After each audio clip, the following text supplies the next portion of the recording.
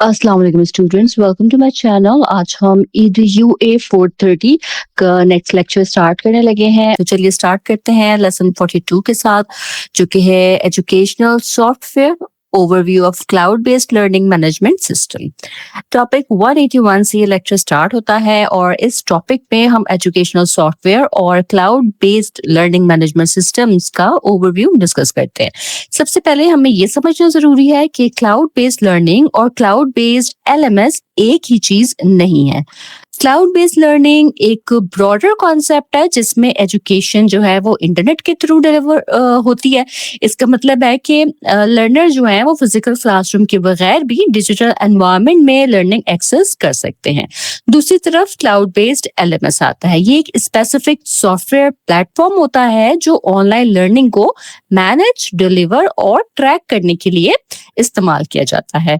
Cloud based LMS को cloud based learning environment का एक पार्ट कहा जा सकता है। ठीक है, ये जो है ये एजुकेटर्स और लर्नर्स को टूल्स प्रोवाइड करता है जिसमें जिनके थ्रू ऑनलाइन एजुकेशन जो है वो इफेक्टिव बन सकती है। जैसे वर्चुअल यूनिवर्सिटी के लेक्चर्स हम अटेंड करते हैं, वीडियोस, क्विजेस, असाइनमेंट्स और असेसमेंट्स ये क्लाउड बेस्ड LMS के थ्रू स्टूडेंट तक डिलीवर होते हैं। ठीक है, स्टूडेंट्स जो हैं ये वीडियोस को अपनी कन्वीनियंस के मुताबिक देख सकते हैं, क्विजेस अटेम्प्ट कर सकते हैं, असाइनमेंट सबमिट करवा सकते हैं और लर्निंग मटेरियल जो है वो इस LMS के थ्रू एक्सेस कर सकते हैं।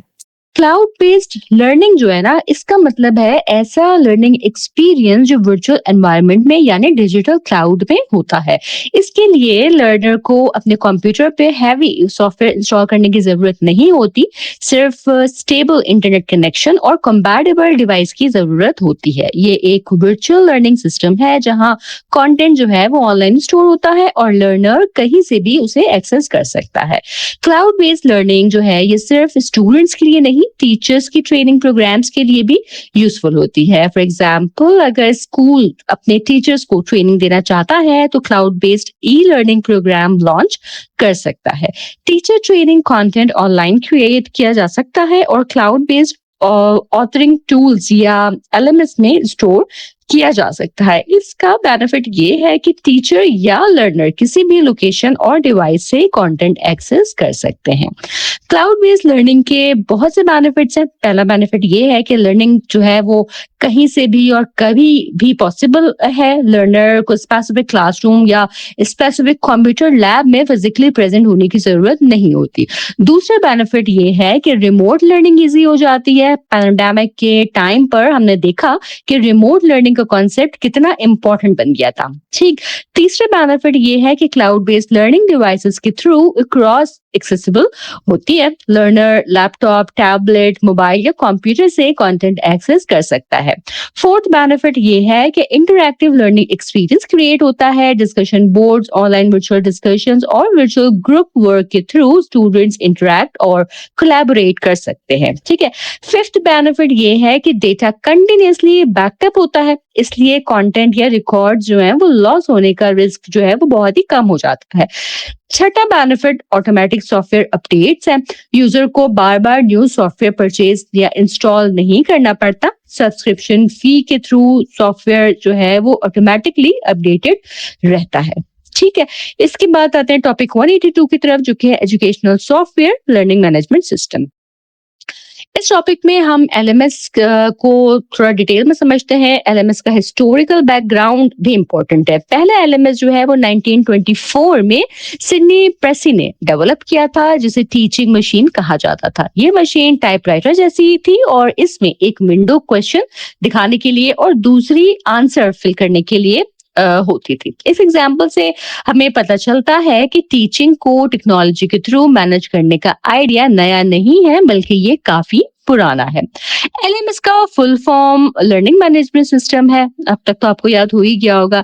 ये एक ऑनलाइन प्लेटफॉर्म होता है जो ऑर्गेनाइजेशन को ई-लर्निंग कंटेंट स्टोर, मैनेज और डिस्ट्रीब्यूट करने की फैसिलिटी देता है।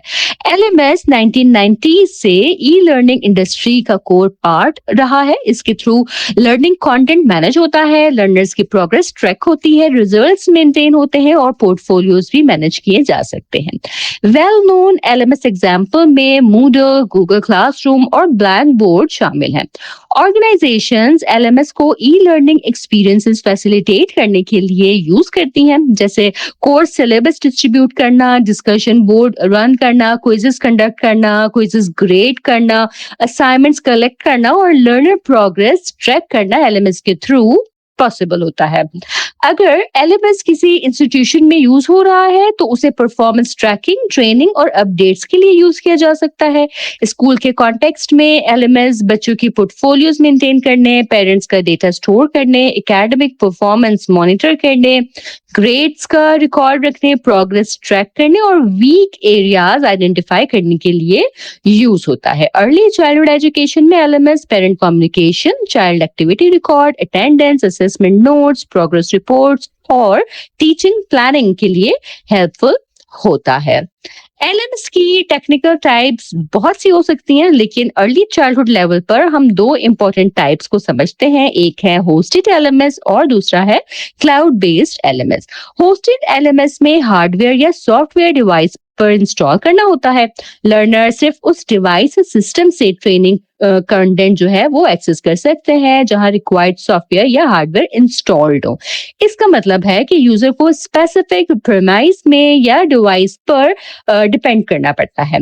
ऑर्गेनाइजेशन होस्टेड एलएमएस को परचेज कर सकती है और अपने सर्वर पर उसे इंप्लीमेंट कर सकती है, लेकिन मेंटेनेंस का बर्डन ऑर्गेनाइजेशन पर होता है। फिर इसकी जैसे अगर स्कूल अपने लैपटॉप्स में होस्टेड एलएमएस इंस्टॉल करे तो मेंटेनेंस, अपडेट्स और टेक्निकल सपोर्ट का इशू स्कूल को मैनेज करना होगा, ठीक है। जबकि क्लाउड बेस्ड एलएमएस जो है ये रिमोट सर्वर पर होस्टेड होता है और इंटरनेट के थ्रू एक्सेस होता है।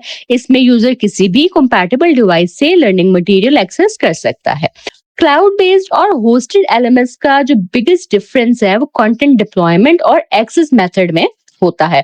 क्लाउड बेस्ड एलएमएस जो है ये कॉस्ट इफेक्टिव होते हैं, फ्री ट्रायल प्रोवाइड कर सकते हैं, फास्ट इम्प्लीमेंटेशन देते हैं, इजी टू यूज होते हैं, कॉन्फ़िगरेबल होते हैं और मोबाइल फ्रेंडली होते हैं। पाकिस्तान के कॉन्टेक्स्ट में मोबाइल फ्रेंडली होना बहुत इंपॉर्टेंट है क्योंकि स्मार्टफोन्स और टच स्क्रीन का यूज रिलेटिवली यहाँ ज्यादा कॉमन है। ठीक, नेक्स्ट टॉपिक है 183 educational software learning experience platform.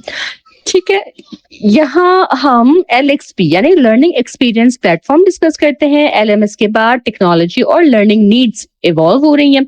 इस एवोल्यूशन के रिजल्ट में LXP का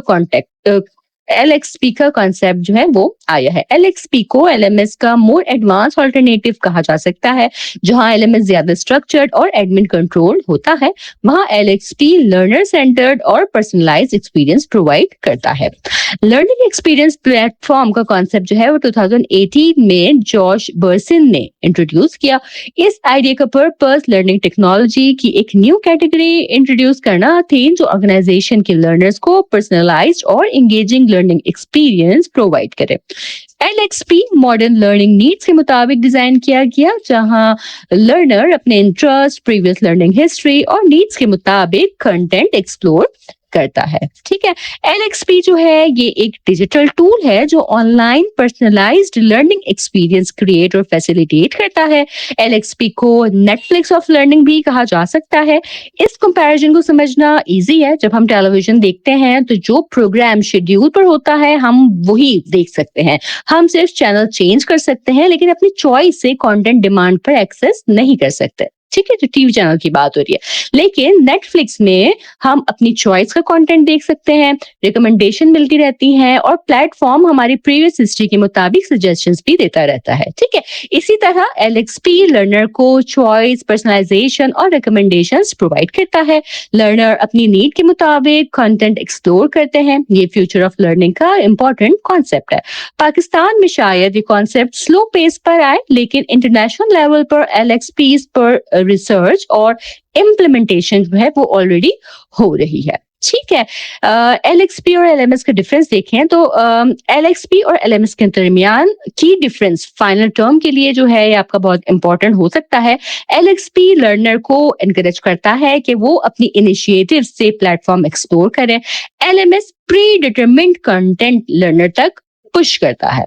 एलएमएस में कंटेंट ऑलरेडी प्रिपेयर्ड होता है और लर्नर को उस कंटेंट के मुताबिक प्रोसीड करना होता है। इसमें इंडिविजुअलाइजेशन लिमिटेड होती है, जबकि एलएक्सपी बॉटम अप लर्निंग फैसिलिटेट करता है। इसका मतलब ये है कि लर्निंग इंडिविजुअल नीड से स्टार्ट होती है और लर्नर जो है वो अपने कॉन्सेप्ट्स ग्रेजुअली बिल्ड करता है। LMS top down approach follow करता है, जहां कॉन्सेप्ट्स पहले डिलीवर होते हैं फिर असेसमेंट होती है। एलएक्सपी कंज्यूमर फोकस्ड प्लेटफॉर्म है, जहां यूजर अपनी लर्निंग खुद चूज करता है। एलएमएस में admins highly structured training content assign और ट्रैक करते हैं। एलएक्सपी ओपन सिस्टम अप्रोच है, जबकि एलएमएस क्लोज्ड सिस्टम अप्रोच होता है। एलएक्सपी हाईली कस्टमाइज्ड लर्निंग एक्सपीरियंस देता है, जबकि एलएमएस मोर जेनरिक लर्निंग एक्सपीरियंस प्रोवाइड करता है।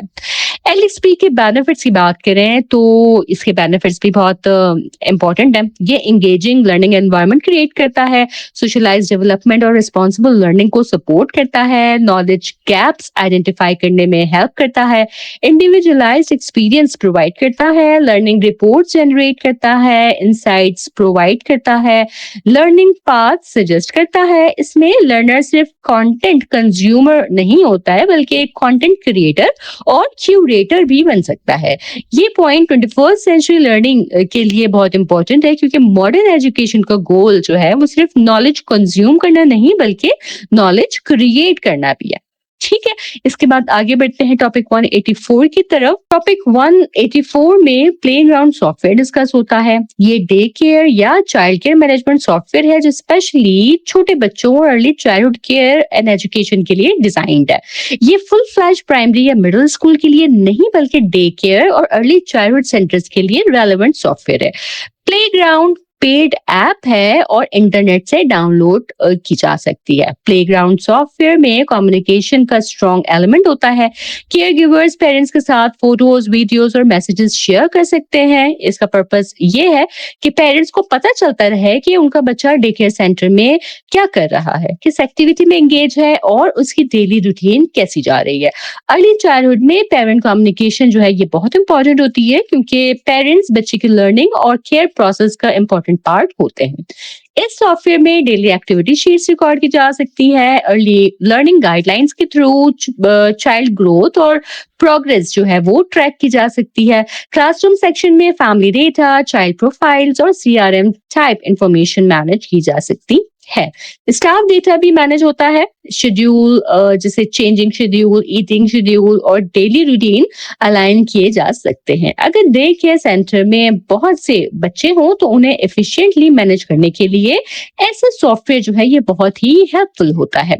फूड प्रोग्राम के अंदर मेन्यू प्लानिंग और मील काउंट्स भी मैनेज हो सकते हैं इस ऐप के थ्रू। ठीक है, फिर आता है फैमिली ऐप। फैमिली ऐप का कॉन्सेप्ट भी चाइल्ड केयर मैनेजमेंट से रिलेटेड है। इस इंटरफेस में बच्चे की प्रोफाइल्स, एज ग्रुप्स जैसे इन्फेंट्स, टॉडलर्स और प्री स्कूलर्स जो होते हैं, स्टाफ प्रोफाइल्स भी अवेलेबल होती हैं जो बच्चों को मैनेज कर रहे होते हैं। इसका पर्पस फैमिलीज और एजुकेटर्स के दरमियान कोलैबोरेशन को इम्प्रूव करना होता है। एलएमएस या चाइल्ड केयर मैनेजमेंट सॉफ्टवेयर बच्चों की एक्टिविटीज पेरेंट्स तक ले जाते हैं, ताकि पेरेंट्स को पता चलता रहे कि बच्चा जो है वो डे केयर या चाइल्ड केयर सेंटर में कैसे बिहेव कर रहा है। इसी तरह स्टाफ रिपोर्ट्स और एजुकेटर मैनेजमेंट भी मेंटेन की जा सकती हैं। ठीक है, नेक्स्ट टॉपिक है टॉपिक 185। इसमें ब्लैक बोर्ड एलएमएस डिस्कस होता है। ब्लैक बोर्ड जो है एक क्लासरूम रिसोर्स सॉफ्टवेयर और एलएमएस है जो ई लर्निंग एजुकेशन कोर्सेज और ब्लेंडेड ट्रेनिंग प्रोग्राम्स की एडमिनिस्ट्रेशन, डॉक्यूमेंटेशन, ट्रैकिंग, रिपोर्टिंग और डिलीवरी ऑटोमेट करता है। ये यूनिवर्सिटीज, वोकेशनल इंस्टीट्यूट्स और हाई स्कूल्स में यूज होता रहा है। पाकिस्तान के कॉन्टेक्स्ट में पीटीसीएल ने सितंबर 2015 में इंफॉर्मेशन टेक्नोलॉजी बोर्ड, जो लेटर एनआईटीबी से रिलेटेड है, के साथ ब्लैक बोर्ड के लिए एग्रीमेंट साइन किया था। ब्लैक बोर्ड पहले इसी नाम से जाना जाता था, लेकिन बाद में चेंजेस हुई और उन चेंजेस के बाद ये एंथोलॉजी का पार्ट बन गया। इसलिए इंटरनेट पर इसे एंथोलॉजी के रेफरेंस से भी एक्सेस किया जा सकता है। ब्लैक बोर्ड के इंटरफेस में मैसेजेस, प्रोफाइल्स, असेसमेंट्स और शेड्यूलिंग जैसे मेन्यूज होते हैं। ये सब क्लासरूम मैनेजमेंट को डिजिटल वे में ऑर्गेनाइज करने के लिए यूजफुल होते हैं। अगर ब्लैक बोर्ड को अर्ली चाइल्डहुड कॉन्टेक्स्ट में यूज किया जाए तो टीचर इसे स्टूडेंट्स की नीड के मुताबिक कस्टमाइज कर सकता है। प्रोफाइल्स मैनेज की जा सकती है, इंटरफेस कस्टमाइज किया जा सकता है, कंटेंट इजीली इसमें मैनेज हो जाता है। करिकुलर प्रोग्रेस जो है वो ट्रैक की जा सकती है। टीचर देख सकता है कि किस क्लास ने कौन से कॉन्सेप्ट्स अचीव किए, कितना सिलेबस कवर हुआ और स्टूडेंट्स की असेसमेंट कैसी रही। इस तरह ब्लैक बोर्ड स्कूल या ऑर्गेनाइजेशन के लिए यूजफुल एलएमएस सॉफ्टवेयर बन सकता है। नेक्स्ट टॉपिक आ जाता है टॉपिक 186 और इसमें हम मूडल, क्लास डोजो और गूगल क्लासरूम डिस्कस करेंगे। ये तीनों सॉफ्टवेयर या एप्स क्लासरूम रिसोर्स मैनेजमेंट और कम्युनिकेशन के लिए यूजफुल है। मूडल गूगल प्ले पर डाउनलोड के लिए अवेलेबल होता है। इसमें grades, files, badges, blog entries, learning plans और प्रेफरेंसेस जैसे फीचर्स जो हैं ये मौजूद होते हैं। मूडल का इंटरेस्टिंग फीचर लर्निंग प्लान्स है। टीचर होल क्लास के लिए या इंडिविजुअल स्टूडेंट के लिए लर्निंग प्लान्स डिजाइन कर सकता है। मूडल लॉगिन सिस्टम के थ्रू ऑपरेट होता है और कुछ फीचर्स इसके पेड भी हैं। स्कूल या क्लासरूम में मूडल को कंटेंट मैनेजमेंट, असेसमेंट, ग्रेड्स और लर्निंग प्लान के लिए यूज किया जा सकता है। क्लास डोजो की बात करें तो क्लास डोजो एक ब्यूटीफुल, सेफ और सिंपल कम्युनिकेशन ऐप है जो टीचर्स, पेरेंट्स और स्टूडेंट्स के लिए बहुत यूजफुल है। टीचर्स पेरेंट्स को क्लासरूम एक्सपीरियंस का पार्ट बना सकते हैं इसके through by sharing photos, videos और अनाउंसमेंट्स। अगर क्लासरूम में कोई अनाउंसमेंट हो, पेरेंट मीटिंग हो, इवेंट हो या एक्टिविटी हो तो टीचर पेरेंट्स को क्विकली इन्फॉर्म कर सकता है। इसके थ्रू पेरेंट्स अपने बच्चे की क्लासरूम में होने वाली एक्टिविटीज से कनेक्टेड रहते हैं। क्लास डोजो में स्टूडेंट्स अपना क्लास वर्क डिजिटल पोर्टफोलियोज में ऐड कर सकते हैं ताकि पेरेंट्स भी देख सकें। ये उन चिल्ड्रन के लिए ज्यादा सुटेबल है जो टेक्नोलॉजी यूज करने में थोड़ा फ्लुएंट हो।